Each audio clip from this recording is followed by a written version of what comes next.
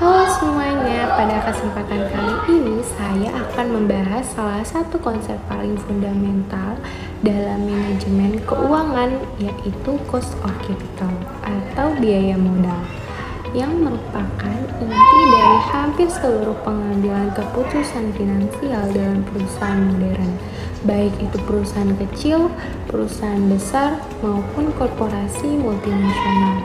Karena pada dasarnya setiap keputusan yang melibatkan investasi, pendanaan maupun ekspansi bisnis selalu kembali pada satu pertanyaan utama, yaitu apakah tingkat pengembalian yang dihasilkan mampu melebihi biaya modal yang digunakan. Dan dalam konteks ini, cost of capital bukan hanya sekedar angka hasil perhitungan, tetapi merupakan representasi dari risiko, ekspektasi pasar, serta persepsi investor terhadap kemampuan perusahaan dalam menghasilkan nilai di masa depan. Sehingga sebagai seorang analis keuangan, kita tidak hanya dituntut untuk memahami rumusnya saja, tetapi juga harus mampu memahami logika ekonomi di balik angka tersebut. Bagaimana pasar membentuk biaya modal, bagaimana risiko diterjemahkan menjadi ekspektasi return, serta bagaimana perusahaan mengelola struktur keuangannya untuk menciptakan nilai yang optimal. Dan dalam pembahasan ini saya akan menjelaskan secara menyeluruh mulai dari konsep dasar cost of capital, komponen-komponen penyusunnya yaitu cost of debt, cost of equity, dan cost of preferred stock. Kemudian bagaimana semuanya digabungkan menjadi WACC atau Weighted Average Cost of Capital, serta bagaimana konsep yang digunakan dalam dunia yang baik oleh perusahaan global maupun perusahaan di Indonesia. Hingga akhirnya kita dapat memahami bahwa cost of capital adalah fondasi utama dalam pengambilan keputusan keuangan strategis. Untuk memahami cost of capital secara benar, kita harus mulai dari pemahaman paling dasar terlebih dahulu, yaitu apa sebenarnya konsep ini secara ekonomi, bukan hanya secara matematis. Karena banyak orang hanya melihat cost of capital sebagai hasil rumus, padahal secara konsep ia memiliki makna yang jauh lebih dalam sebagai ukuran risiko dan ekspektasi investor terhadap perusahaan. Cost of capital pada dasarnya adalah tingkat pengembalian minimum yang harus dihasilkan oleh perusahaan agar dapat memenuhi ekspektasi seluruh penyedia dana, baik itu kreditur maupun pemegang saham.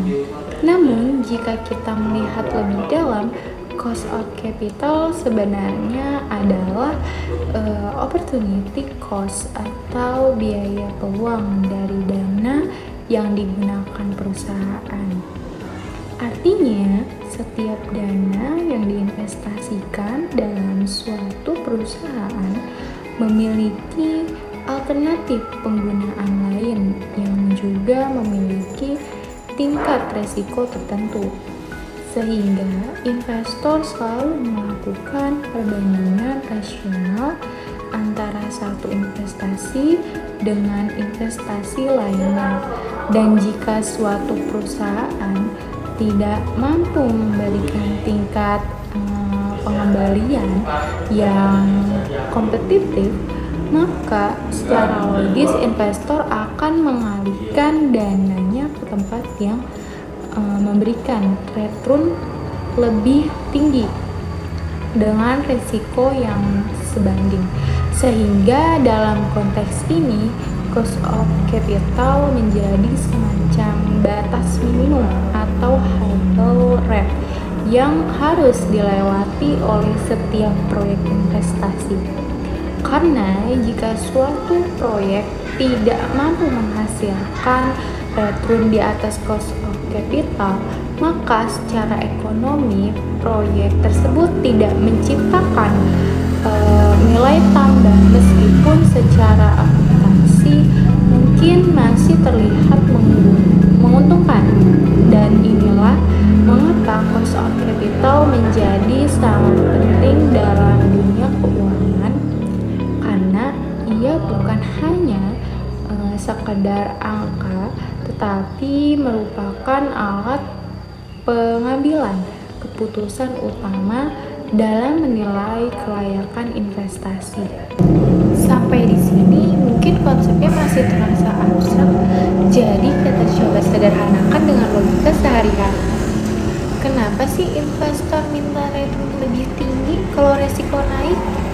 Karena secara logik sederhana, kalau ada dua pilihan investasi, yang satu stabil, yang satu fluktuatif, maka orang hanya mau ambil resiko lebih tinggi kalau ada kompensasi yang sepadan.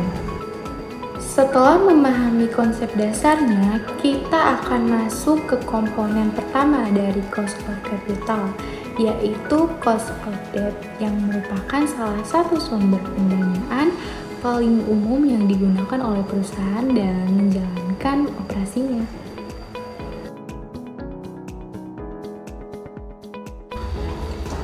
Cost of debt adalah biaya yang harus dibayar perusahaan atas dana yang diperoleh melalui hutang, baik itu dalam bentuk pinjaman bank maupun obligasi, yang biasanya diwujudkan dalam bentuk bunga. Namun, dalam analisis keuangan modern, cost of debt tidak hanya dilihat sebagai tingkat bunga nominal saja, tetapi juga harus mempertimbangkan efek pajak atau tax shield yang membuat biaya hutang secara efektif menjadi lebih rendah, karena bunga hutang dapat mengurangi laba kena pajak, sehingga pemerintah secara tidak langsung memberikan keuntungan kepada perusahaan yang menggunakan hutang sebagai sumber pendanaan. Dan hal ini menyebabkan hutang sering dianggap sebagai sumber dana yang lebih murah dibandingkan ekuitas. Namun, sebagai analis, kita tidak boleh hanya melihat sisi positifnya saja, karena penggunaan hutang yang berlebihan juga membawa resiko yang sangat besar. Karena semakin tinggi tingkat leverage perusahaan, maka semakin besar pula resiko gagal bayar yang pada akhirnya dapat meningkatkan biaya hutang di masa depan. Karena kreditur akan meminta tingkat bunga yang lebih tinggi sebagai kompensasi atas resiko yang meningkat. Dan dalam praktiknya kita dapat melihat contoh nyata seperti PT Garuda Indonesia Persero Tbk yang mengalami tekanan keuangan akibat beban hutang yang tinggi, sehingga kemampuan perusahaan dalam menghasilkan arus kas menjadi sangat terbatas dan resiko finansial meningkat secara signifikan. Berbeda dengan PT Telkom Indonesia Persero Tbk yang memiliki arus kas yang stabil sehingga mampu menjaga tingkat hutang tetap terkendali dan risiko gagal bayar relatif rendah. Serta PT Bank Mandiri Tbk yang sebagai institusi keuangan memiliki struktur pendanaan yang lebih fleksibel, namun tetap harus menjaga keseimbangan risiko agar tidak mengganggu stabilitas keuangan jangka panjang. Sehingga dari sini kita bisa memahami bahwa hutang adalah alat yang sangat kuat dalam struktur modal, tetapi juga bisa menjadi sumber risiko yang besar yang tidak dikelola dengan hati-hati. Setelah memahami hutang sebagai sumber pendanaan, kita akan beralih ke komponen berikutnya yang tidak kalah penting, yaitu cost of equity atau biaya modal sendiri yang mencerminkan ekspektasi investor terhadap return yang diharapkan dari kepemilikan saham perusahaan.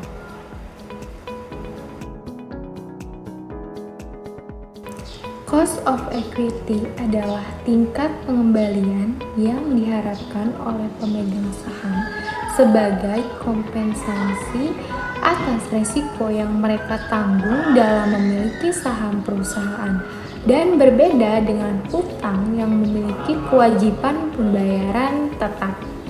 Ekuitas tidak memiliki kepastian return sehingga risikonya jauh lebih tinggi.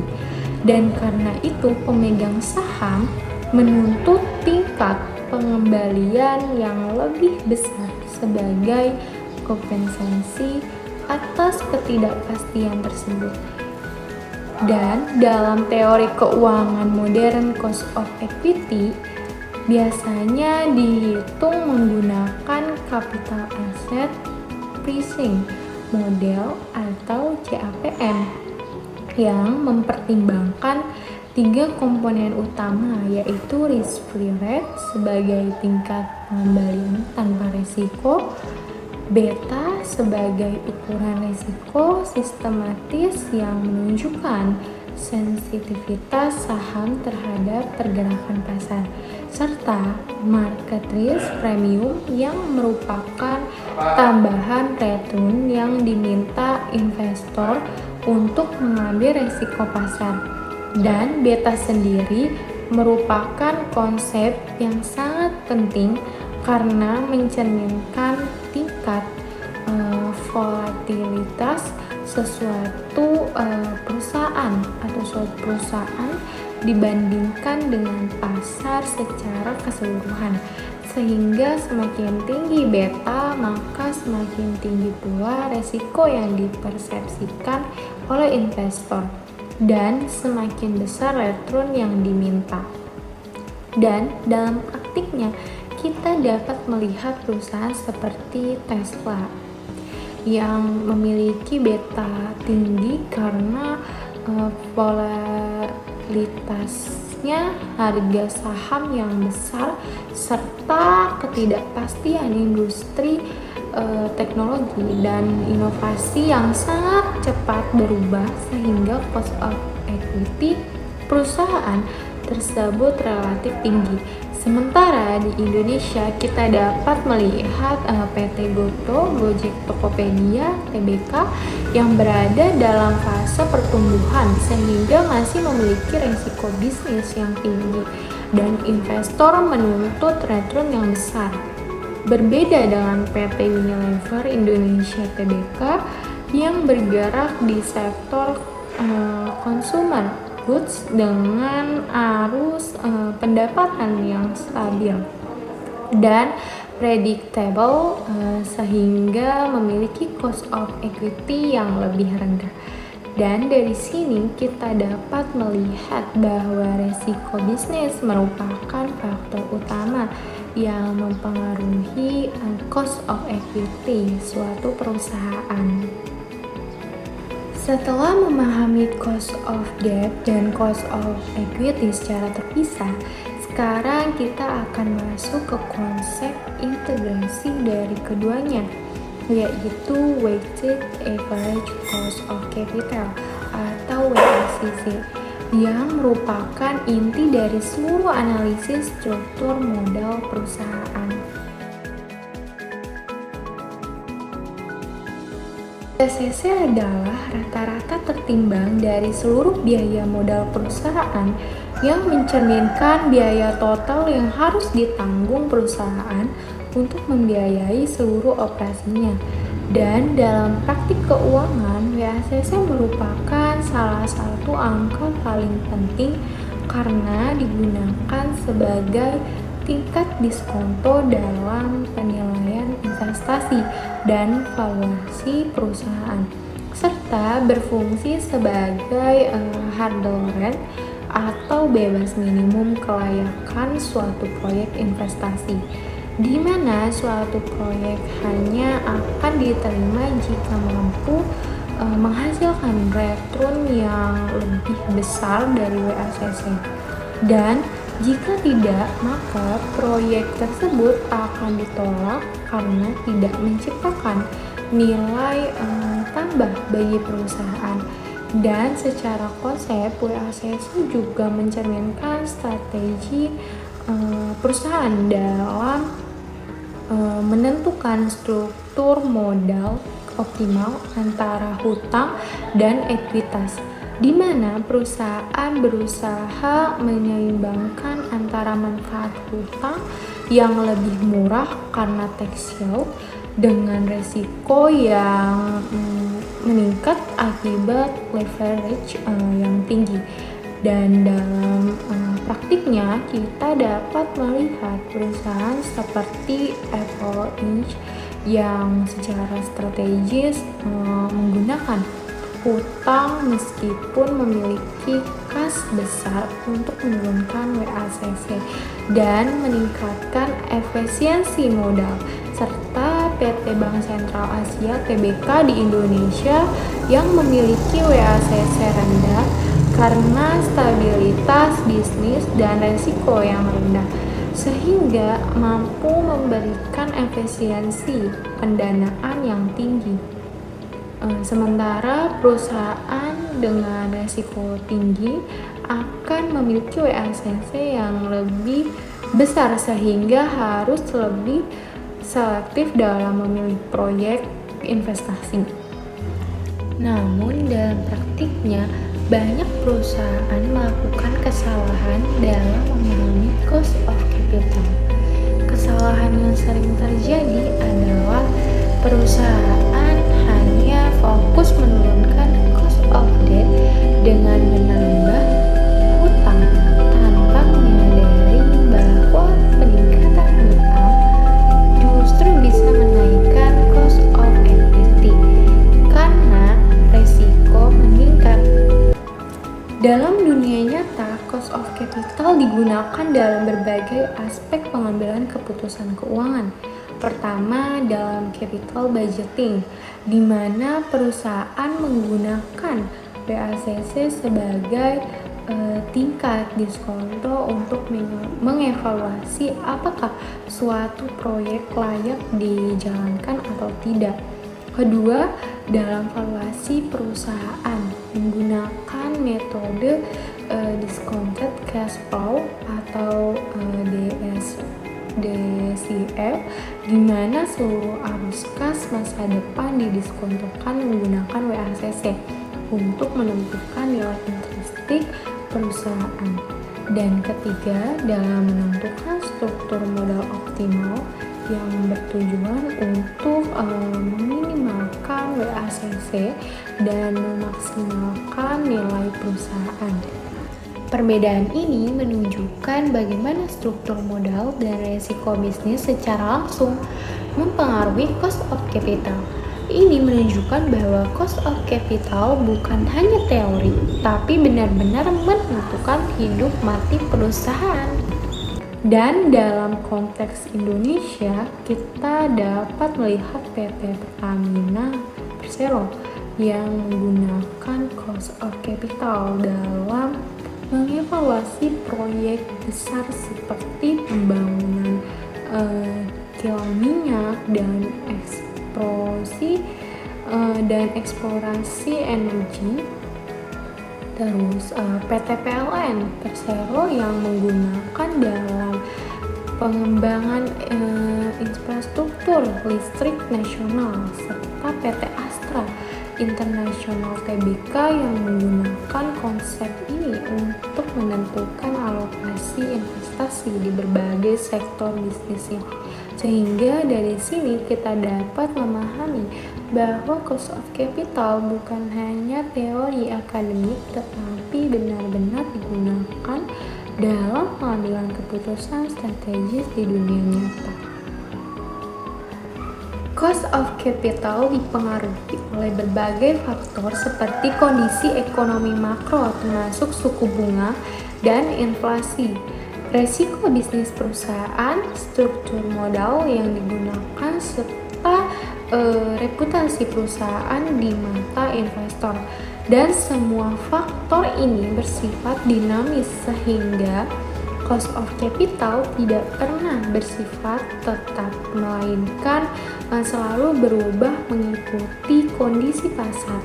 Dan sebagai analis kita harus memahami bahwa setiap perusahaan memiliki cost of capital yang berbeda tergantung pada profil risiko dan struktur keuangannya, sehingga tidak ada satu angka universal yang berlaku untuk semua perusahaan.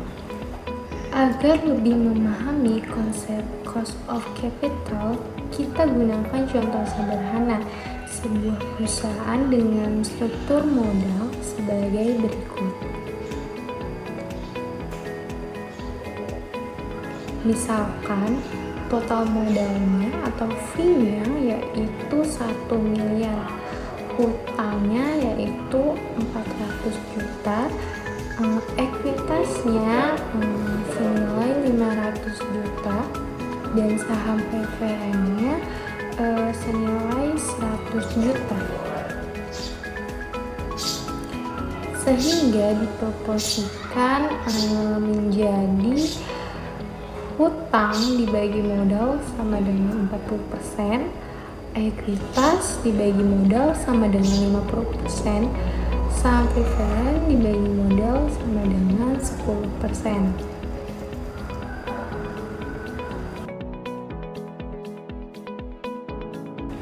Selanjutnya kita akan menghitung cost of debt.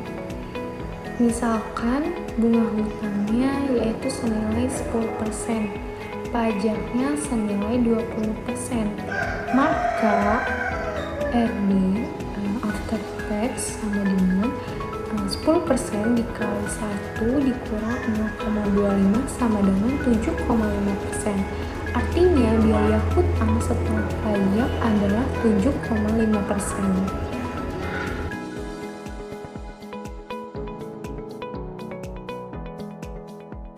Selanjutnya kita akan menghitung cost of equity atau CLPM. Misalkan risk-free rate-nya senilai 5%, betanya senilai 1,2, market return-nya senilai 12%, maka RE sama dengan 5% ditambah 1,2 dikali 12% dikurang 5% sama dengan 13,4%. Artinya investor mengharapkan return sebesar 13,4%.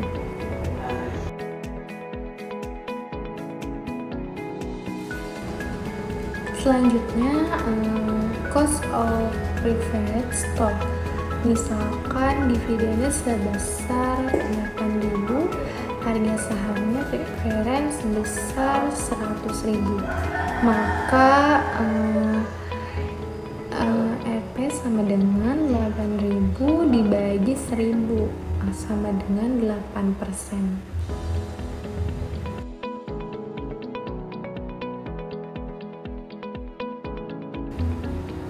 Selanjutnya yaitu menghitung WACC. Sekarang kita gabungkan semuanya menjadi satu, yaitu WACC sama dengan 0,5 dikali 13,4% ditambah 0,4 dikali 7,5% ditambah 0,1 dikali 8%.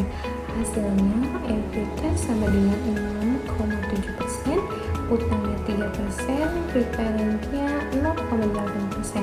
dan WACC-nya senilai 10,5%.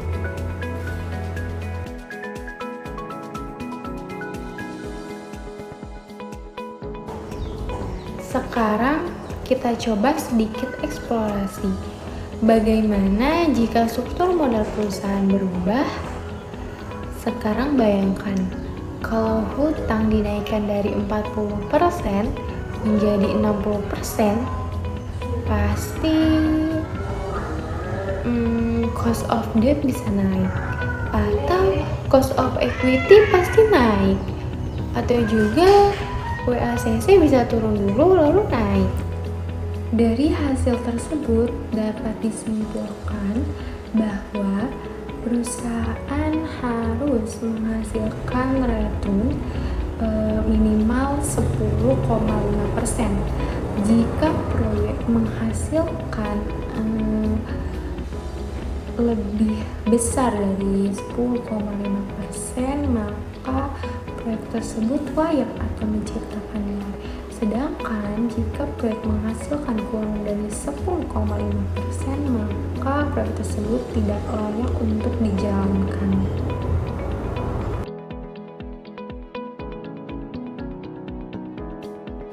Misalkan perusahaan ingin investasi proyek baru, misalkan return proyek A senilai 12%, return proyek D senilai 9%, maka proyek A diterima karena 12% lebih besar dari 10,5%. Sedangkan proyek B ditolak karena 9% kurang dari 10,5%.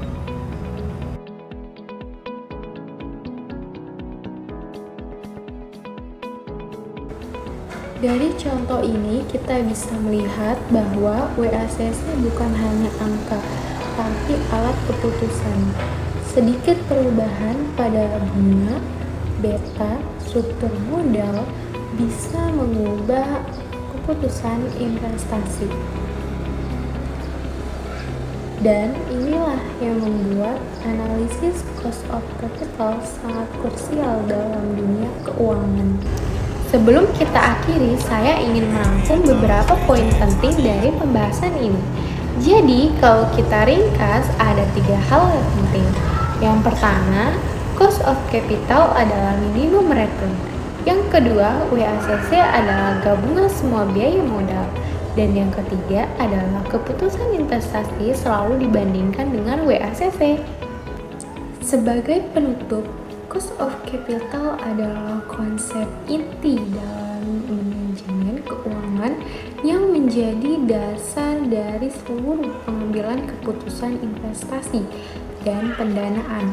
Karena tanpa pemahaman yang benar mengenai cost of capital, maka perusahaan tidak akan mampu menentukan apakah suatu proyek layak dijalankan atau tidak akan mampu menentukan struktur modal yang optimal dan tidak akan mampu menilai nilai intrinsik perusahaan secara akurat, sehingga perusahaan yang mampu mengelola cost of capital dengan baik akan memiliki keunggulan kompetitif yang signifikan dibandingkan perusahaan lain karena mereka mampu mengelolakan sumber daya secara lebih efisien, memilih proyek yang memberikan nilai tambah, serta menjaga biaya pendanaan tetap optimal dan sebagai calon profesional di bidang keuangan. Pemahaman ini menjadi sangat penting, tidak hanya untuk tujuan akademik, tetapi juga untuk aplikasi nyata di dunia kerja. Karena pada akhirnya dunia keuangan selalu kembali pada satu hal utama, yaitu bagaimana menciptakan nilai yang maksimal dengan biaya modal yang optimal. Terima kasih.